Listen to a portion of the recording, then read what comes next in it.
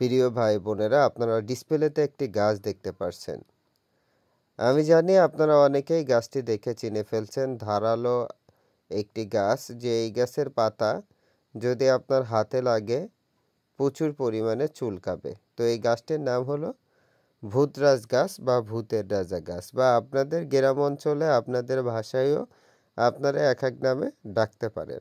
আসলে ভূতরাজ গাছের অনেকগুলো কোয়ালিটি আছে, অনেক রকমের দেখা যায় যে কোনোটির বড় পাতা, আবার কোনোটার হলো ছোট পাতা, বিভিন্ন রকমের প্রকারভেদ আছে। তো কথা হচ্ছে যে ভূতরাজ গাছ অরিজিনালটা আপনারা কিভাবে চিনবেন, যে সূর্য যেদিকে মুখ যাবে এই ভূতরাজ গাছের মুখ সেদিকে যাবে, ডোগা যাবে। তো দেখা যায় শক্ত গাছগুলো যেতে পারে না, সেক্ষেত্রে বুঝবো যে ভূতরাজ গাছ কোনটি।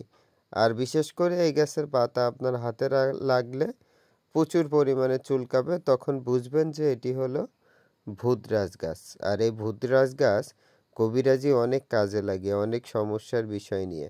যেমন চিকিৎসার বিষয়ে, যে আপনার টনসিল হয়েছে, তো টনসিলের জন্য এই গাছের শিকড় যদি আপনি খেতে পারেন 2.5টা মরিচের সাথে দিয়ে, তাহলে টনসিলের সমস্যা সমাধান হয়ে যাবে। এছাড়া এই গাছের মূলত ব্যবহার করা হয় ফল এবং শিকড়।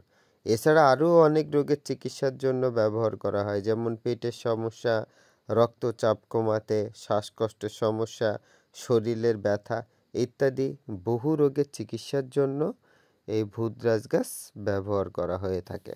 তো ভিডিওটি ভালো লাগলে আপনার বন্ধুদের কাছে শেয়ার করতে ভুলবেন না। আর অবশ্যই আপনারা আমার ইউটিউব চ্যানেলটি সাবস্ক্রাইব করে ইউটিউব চ্যানেলের সাথে থাকবেন।